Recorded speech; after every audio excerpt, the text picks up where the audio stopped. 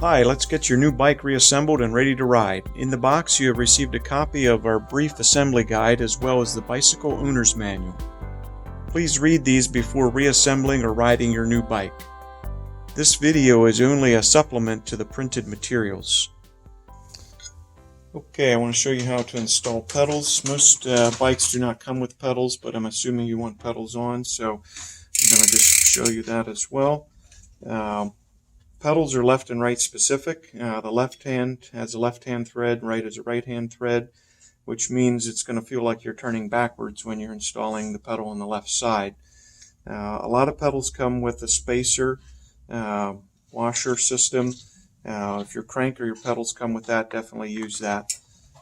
So we're going to install this. This is an 8mm Allen wrench here. Just tighten this up.